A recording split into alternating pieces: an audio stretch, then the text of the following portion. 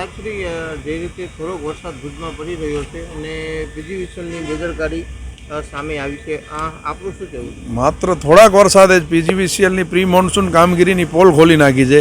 આપ જોઈ શકો છો કે લગભગ સવારથી ભુજના કેટલાય વિસ્તારોમાં લાઇટ નથી. સાંજ થવા આવી હજી સુધી ક્યાંય લાઇટનો ઠેકાણો નથી. ઉપરાંત જીવતા વીજ વાયરો જ્યાં સવારે તૂટી ગયા છે ત્યાં સાંજ સુધી જીબીનો સ્ટાફ પહોંચ્યો નથી.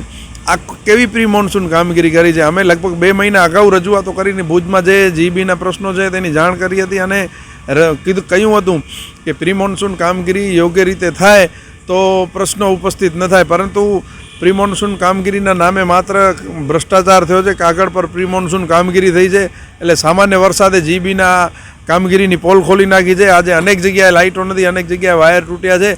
આનાથી લોકોના જીવ ઉપર જોખમ છે અને કોઈ ગંભીર બનાવ બને, કોઈ જાનહાની થાય એના પહેલાં જીબીનું તંત્ર જાગે એ જરૂરી છે. આપણે જોશું તો નગરપાલિકાના રોડ લાઇટના થાંભલો એક વચ્ચે પડી ગયો, એના લીધે એક યુવાનને માથામાં ઈજા થઈ હતી. આ તો ઠીક છે કે ભગવાનની દયા કહેવાય, નહીંતર કોઈ એવો બનાવ પણ બને કે જેનાથી કોઈની જાન ચાલી જાય.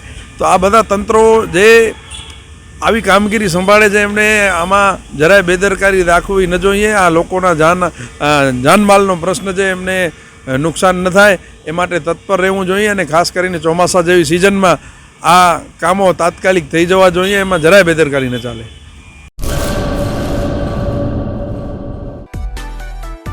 માં motor driving, safe and sure driving.